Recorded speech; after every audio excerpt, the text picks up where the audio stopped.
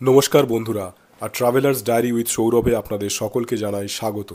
এর আগের পর্বে আপনাদেরকে আমি দেখিয়েছিলাম সারাহানের ভীমাকালী মন্দিরের সম্পূর্ণ বিবরণ। আর এবার সারাহানের নির্মল আকাশের নিচে, যেখানে ভীমাকালী মন্দিরের পবিত্রতা মন ছুঁয়ে যায়, সেখান থেকে শুরু হয় এক অপূর্ব যাত্রা সাংলার মনোরম উপত্যকার দিকে। পাহাড়ের বুক চিড়ে বয়ে চলা বাষ্পা নদীর মৃদু গান, সবুজ গাছের সারি আর হিমালয়ের অপরূপ রূপ এই পথকে করে তুলেছে স্বপ্নের মতো। আর সেই রোমাঞ্চকর পথই হলো আজকের ভিডিওর মূল বিষয়বস্তু। তো চলুন সেই যাত্রাপথেই আমরা আজ হারিয়ে যাই, যেখানে প্রকৃতি তার সবচেয়ে সুন্দর কিন্তু ভয়ঙ্কর রূপে আমাদের স্বাগত জানায়। এবার আমরা আস্তে আস্তে সারাহানের পথ থেকে এগিয়ে কিন্নর ডিস্ট্রিক্টের দিকে প্রবেশ করতে চলেছি। সামনেই কিন্নরের এন্ট্রান্স গেট আছে, সেখান দিয়ে আমরা ঢুকে পড়বো কিন্নর জেলার মধ্যে।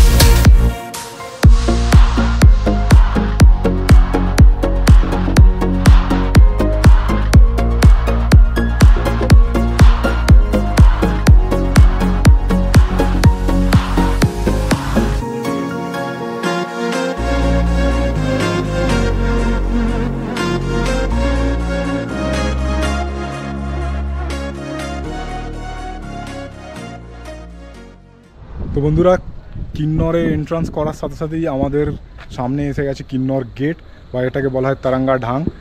তো কিন্নর গেটের সামনে আমরা এখন দাঁড়িয়ে রয়েছি। তো ওই গেটের ভেতরে ঢুকবো, ওই গেটটাকে ক্রস করবো। এটা অ্যাকচুয়ালি পাহাড় কেটে একটা রাস্তা তৈরি হয়েছে, যেটা ন্যাচারাল সুড়ঙ্গ টাইপের তৈরি হয়েছে, তার মধ্যে দিয়েই চলে গেছে।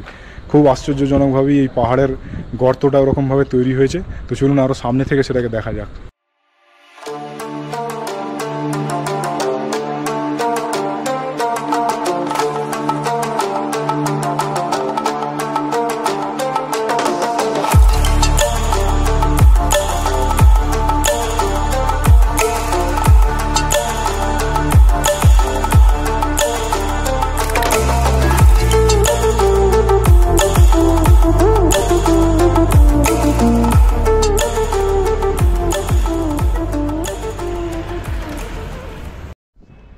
বন্ধুরা, পেছনেই এই বিখ্যাত সেই কিন্নর গেট, যার সামনে দাঁড়িয়ে থাকছি। প্রচুর ইউটিউবে ভিডিও দেখেছি, আর আজকে নিজে সেই ভিডিওর সাক্ষী হয়ে সামনে দাঁড়িয়ে উপস্থিত রয়েছি। আর সেই গেটের সামনে থেকেই দেখুন একের পর এক গাড়ি বেরিয়ে আসছে, খুব ভালো লাগছে। দারুণ এক অনুভূতি, দারুণ এক অনুভূতি। এই পাহাড় অসাধারণ।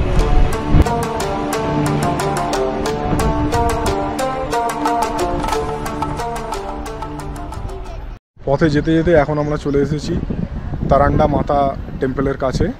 এটা কিন্নরের বিখ্যাত একজন দেবী মাতার মন্দির, যাকে মনে করা হয় যে কিন্নরের কুলদেবী। সেই মন্দিরের সামনে আমরা এসে উপস্থিত হয়েছি। আর এই হচ্ছে সেই মন্দির, তারান্ডা মাতা মন্দির।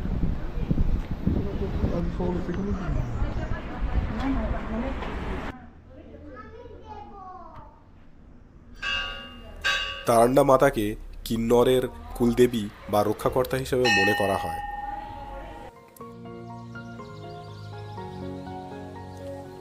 সারাহান থেকে সাংলা বাই রোড প্রায় হচ্ছে 85 কিলোমিটার দূরত্ব। কিন্তু এই রাস্তাটা আপনার সিমলা কিন্নর হাইওয়ে বা NH5 হয়ে যেতে হয়, যেটা ওয়ার্ল্ডের মোস্ট রিস্কিয়েস্ট হাইওয়ের মধ্যে একটি। কারণ পাহাড়ের একদিকে খাড়া ঢাল আর আরেকদিকে পাহাড়ের ধার বরাবর এই পাথর কেটে এই রাস্তা তৈরি করা হয়েছে। কথিত আছে যে এই রাস্তাটা তৈরি করার সময় নাকি কোনো মতেই এই রাস্তাটা তৈরি করা যাচ্ছিল না, কেননা বারবার পাহাড়ে ধস নেমে যাচ্ছিল। তখন এই আশপাশের গ্রামেরই একজন পুরোহিত নাকি বলেন যে এখানে তারান্ডা মাতার মন্দির স্থাপন করলে তবেই একমাত্র এখান দিয়ে রাস্তা বের করা সম্ভব। তখন বিআরওর টিম এখানে এসে তারান্ডা মাতার মন্দির স্থাপন করেন এবং করার পরে তারপর তার পূজা অর্চনার পরে এখানে রাস্তা নির্মাণের কাজ সম্পূর্ণ হয়।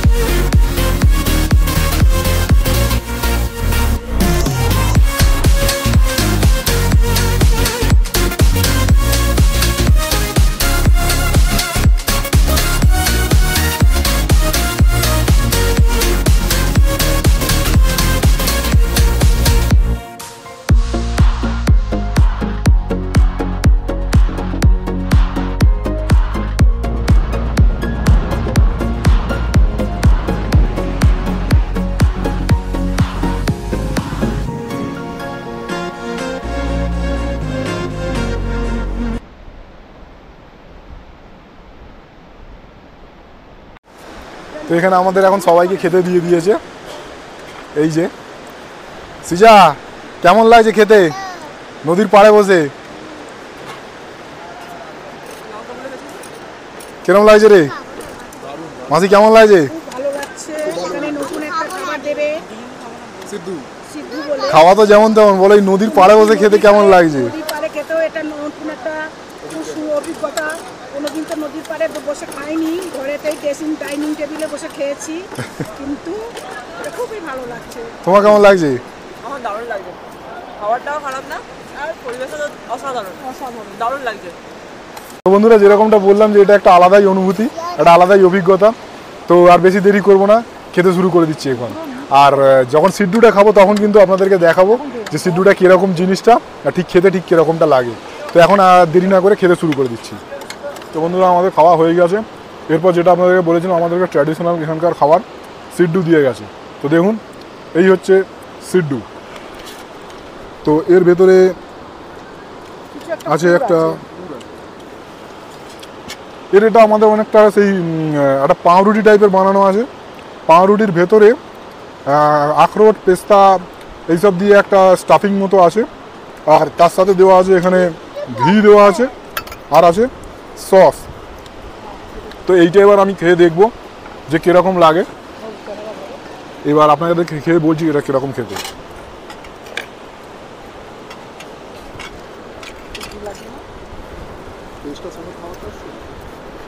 এটাই ঘিয়ের সাথে মাখিয়ে খেতে হবে। এই ঘি মাখালাম,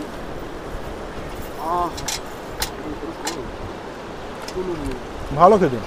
এটা অনেকটা সেই আমাদের ওখানকার মোমো ঘি দিয়ে খেলে যেরকম লাগে, মোমো পাউরুটি ঘি দিয়ে খেলে ঠিক যেরকমটা লাগবে, অনেকটা সেরকম খেতে লাগছে। তবে খারাপ না, ভালো খেতে, ভালো খেতে। খাওয়া দাওয়ার পরে আবার আমরা আমাদের সাংলার পথে যাত্রা শুরু করে দিই। কিন্তু পথের সৌন্দর্য এতটাই বেশি ছিল যে তাই পথের ভিডিওর পরিমাণটাও অনেকটাই বেশি ছিল।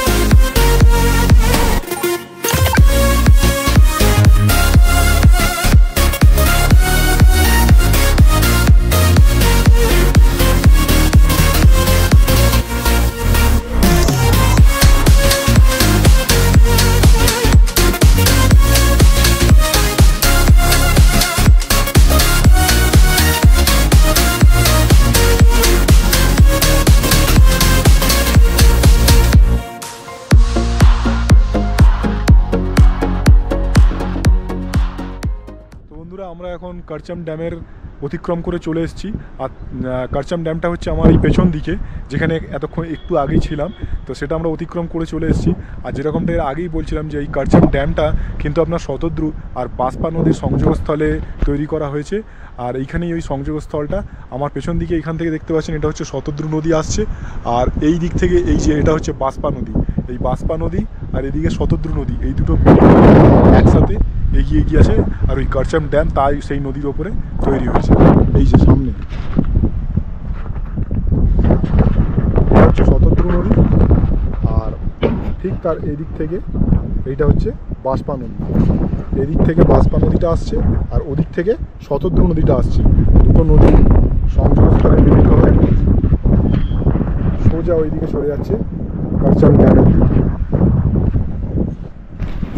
তো এইবার আমরা আস্তে আস্তে সাংলার দিকে এগিয়ে যাব, সেই তথ্য আপনাদেরকে দেখাবো। তো চলুন যাওয়া যাক।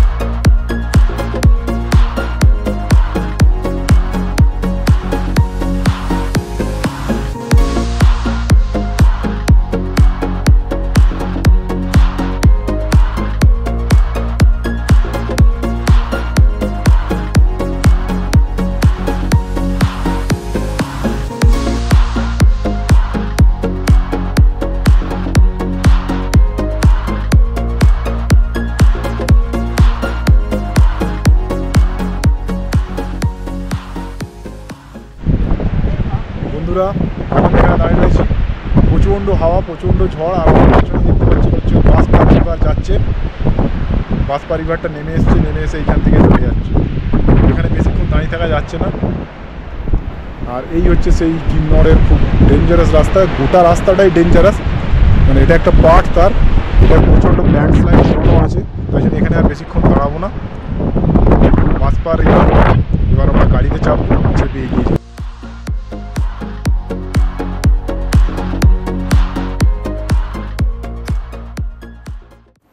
তো বন্ধুরা, ঘড়ির কাঁটা এখন বাজে 5টা, আর আমরা পৌঁছে গেছি সাংলাতে। আর সাংলাতে আমরা এখন আছি হচ্ছে আপনার বাসপা গেস্ট হাউস। এই যে মেন রাস্তা, আর মেন রাস্তার সামনেই সাংলা দুয়ার। আর এই সাংলা দুয়ারের সামনে দেখুন বরফে ঢাকা তুষারাবৃত পাহাড়, আর তার পাশেই হচ্ছে বাসপা গেস্ট হাউস। আর এই বাসপা গেস্ট হাউসের মধ্যেই এই পথ দিয়েই আমাদের রুমটা, সেখানে আমরা থাকবো, সেটা আপনাদেরকে দেখাবো। চলুন এখান থেকে, এইটা হচ্ছে এন্ট্রান্স, এই সোজা যেতে হবে। রুমটা আপনাদেরকে দেখিয়ে দিই। এই হচ্ছে রুম। এই রুমটা, এখানে একটা বড় বেড আছে, এখানে ব্ল্যাঙ্কেট আছে অনেকগুলো, এক্সট্রা ব্ল্যাঙ্কেট লাগলে পাওয়া যাবে। এখানে দুটো চেয়ার আছে, একটা জাগ, একটা গ্লাস, দুটো, একটা টেবিল আছে। এখানে একটা আয়না আছে, আর এখানটা অনেকটা ফ্রি স্পেস আছে আপনার, যেখানে অনেক কিছু লাগেজ ফাগেজ রাখতে পারবেন। আর এটা হচ্ছে আপনার বাথরুম। বাথরুমে কোমোড সিস্টেম, এখানে গিজার আছে, এখানে একটা হ্যান্ড ওয়াশ বেসিন আছে, আর বাথরুমটা যথেষ্ট বড় আছে। তো এই হচ্ছে এই রুমটা। উপরে আবার একটা বাঙ্কও আছে। সাংলাতে আমরা এসেছি, এখানে একটা লোকাল গ্রাম আছে, সেই গ্রামের একটা মন্দিরে আজকে একটা অনুষ্ঠান আছে। যাক, লাকিলি সেই অনুষ্ঠানটা দেখতে আমরা এখন যাচ্ছি। তো গ্রামের রাস্তা দিয়ে যাচ্ছি, এটা একটা আলাদাই এক্সপিরিয়েন্স। আর গ্রামের রাস্তাটা খুবই সুন্দর দেখুন, কিন্তু চড়াই উতরাইয়ের মধ্যে দিয়ে হলো খুবই সুন্দর গ্রামের রাস্তাটা। আমরা ওই সিঁড়ির ওপর থেকে নেমে আসছি নিচে দিয়ে, আর এখনও আরও অনেকটা রাস্তা যেতে হবে। তো চলুন সেই মন্দিরের কাছে গিয়ে আপনাদেরকে আবার দেখাচ্ছি। এই যে মন্দিরের কাছে আমরা প্রায় চলে এসেছি। এটা কিন্তু অনেকটা ডাউন রাস্তা আছে, অনেকটা ডাউন রাস্তায় অনেকটা দূর নামতে হবে। নেমে একদম গ্রামের শেষ প্রান্তে নদীর পাড়ের কাছে এসে এই মন্দিরটা আছে। এটা একটা লাক বাই চান্স, আমরা আজকে একটা অনুষ্ঠানের দিনেই এখানে এসে উপস্থিত হয়েছি, সেই সুযোগ পেয়েছি এখানে দেখার।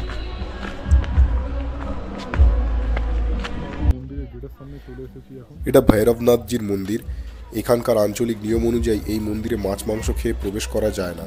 আর ভাগ্যক্রমে আমরাও সেদিনকে কোনো মাছ মাংস না খাওয়ার ফলে আমাদের ওই মন্দিরের ভেতরে প্রবেশ করতে কোনো অসুবিধা হয়নি।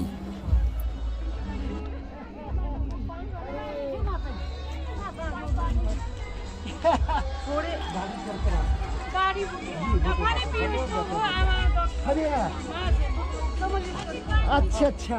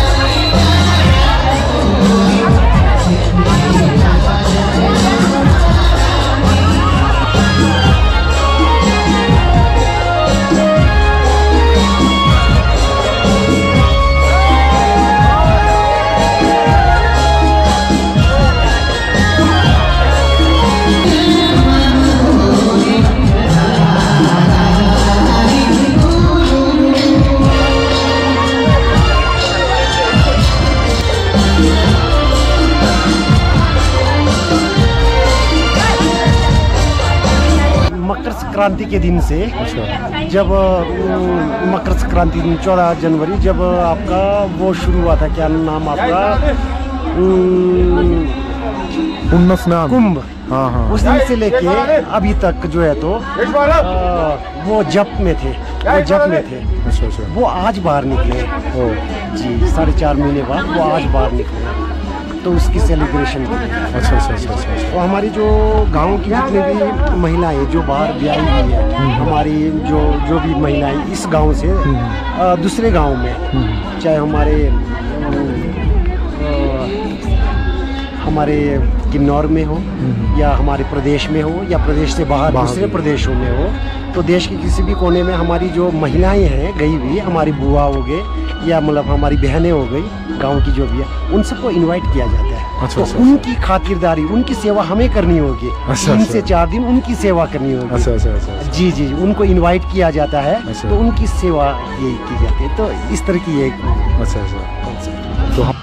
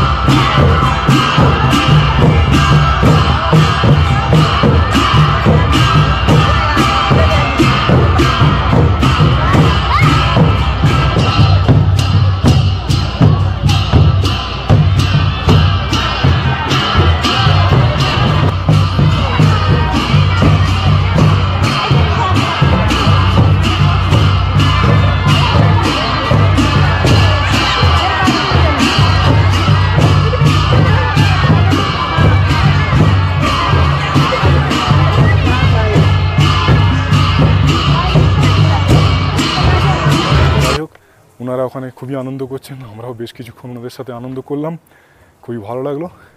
এবার এখন আমরা বাড়ি ফিরে যাচ্ছি, কিন্তু ফেরার রাস্তা খুবই চড়াইয়ের রাস্তা, নামার সময় খুব আরামসে নেমেছি, কিন্তু উঠবো যখন খুব চড়াইয়ের রাস্তা। আপনাদেরকে রাস্তাটা একবার দেখাই, দেখালে বুঝতে পারবেন কতটা চড়াই, যথেষ্ট চড়াই। মানুষজন থেকে থেকে দাঁড়িয়ে গিয়ে দম নিচ্ছে, আমিও কথা বলতে বলতে উঠছি, একটুখানি হাঁপ ধরে যাচ্ছে, দেখুন সবাই আস্তে আস্তে দাঁড়িয়ে দাঁড়িয়ে উঠছে। তো ঠিক আছে, এবার আমরা আস্তে আস্তে উঠে পড়ি। এখন আমরা সাংলাতে বাসপা গেস্ট হাউসে আছি, এখন বাজে রাত্রির 9:30, কিন্তু এখানে কিন্তু বেশ ভালো ঠান্ডা আছে। আজকে কিন্তু 28শে মে, কিন্তু আজকে কিন্তু প্রচণ্ড ঠান্ডা আছে এখানে। আর এখন আমাদের রাত্রের খাবার চলে এসেছে। আজ রাত্রে খাবার আমরা নিয়েছি পনির ভুর্জি আর রুটি। এই হচ্ছে আমাদের পনির ভুর্জি আর রুটি। তো এবার আবার খেয়ে দেখি যেটা স্বাদ কেমন হয়েছে, দেখিয়ে দেখি এখন কেমন খেতে লাগছে। ভালো লাগবে, ঘরে যে আমরা এরকম করবো না, পনিরটা ভালো খেতে হয়েছে, পুরো মিক্সড করেছে, ভালো খেতে মিক্সডটা হালকা পেস্ট করে নিয়েছে, হালকা এখন খাবার আমাদের ঘরেই দিয়ে গেছিলো আজকে, আমরা ঘরেই এখন আমাদের পেঁয়াজ, টমেটো, ডিনার সেরে পেঁয়াজ, ধনেপাতা। খাওয়া।